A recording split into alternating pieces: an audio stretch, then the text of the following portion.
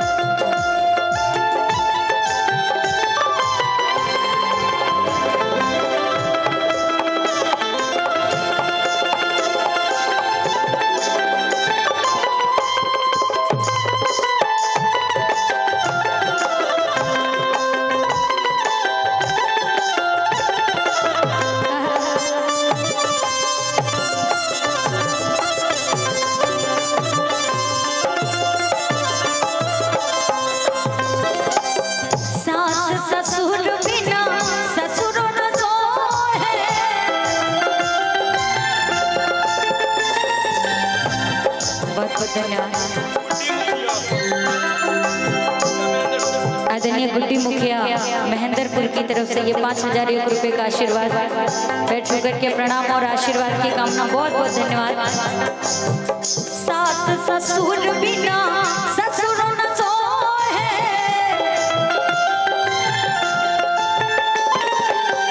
सास ससुर बिना ससुर न सोहे, सास ससुर बिना सास ससुर बिना ससुर न सोहे, सैया हो बिना राजा हो बिना, सैया हो बिना सजिया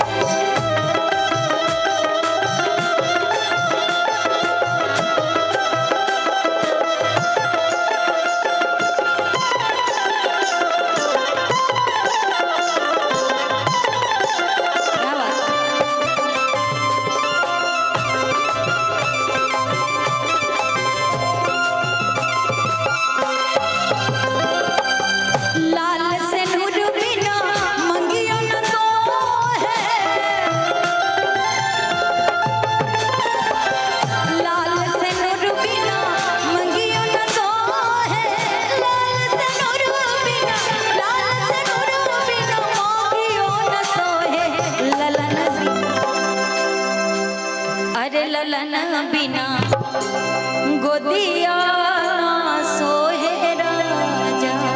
बोले सियापति रामचंद्र की।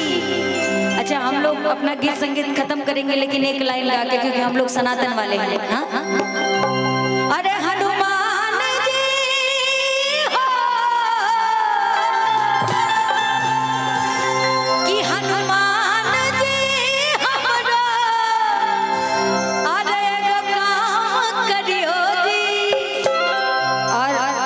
जब भगवान का गाना गाया जाए तो थोड़ा सा अपने संस्कार तो भाई होने चाहिए। एक तो हम हैं 4 फीट के, 3 फीट का हमारा संडिल है।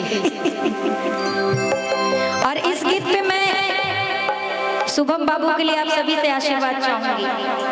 अब मजाक मत बनाइएगा, हे भगवान कितनी छोटी है।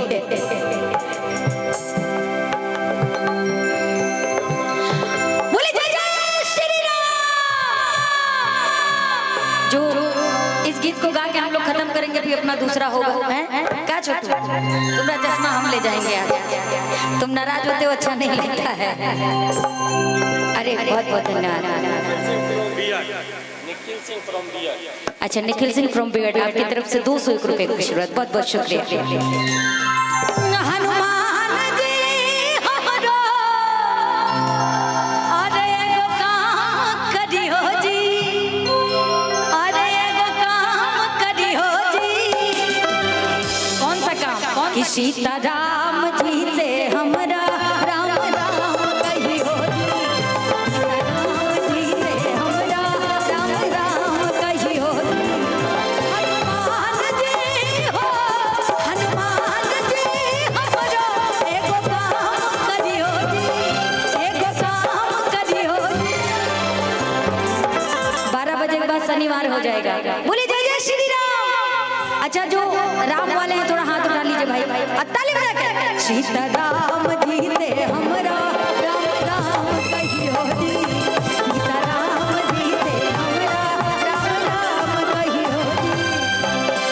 हे दुख भंजन मारुति नंदन, हे दुख भंजन मारुति नंदन, सुन लो मेरी पुकार पवन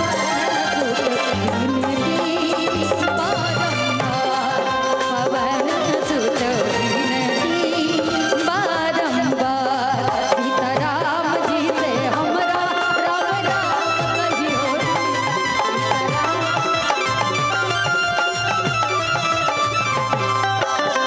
जब जब भक्त बुलाते हैं हनुमत दौड़े आते हैं, भक्त जनों के कारज में देरी नहीं लगाते हैं।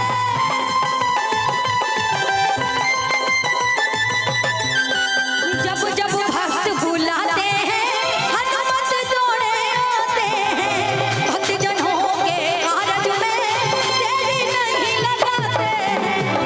क्यों? हम भक्तों की जिंदगी में, हम भक्तों के जीवन में उजियार करियो जी। अच्छा देखो, ये गाना हमको याद भी है, ये तो भगवा कलर का कुर्ता देख के, इसके पहले दिमाग नहीं काम करता है। बोले जय जय श्री राम। अरे हम भक्तों के जीवन में उजियार करियो जी, अरे सीता राम जी से हमरा राम राम कहियो जी, सीता राम जी से हमरा। क्यों?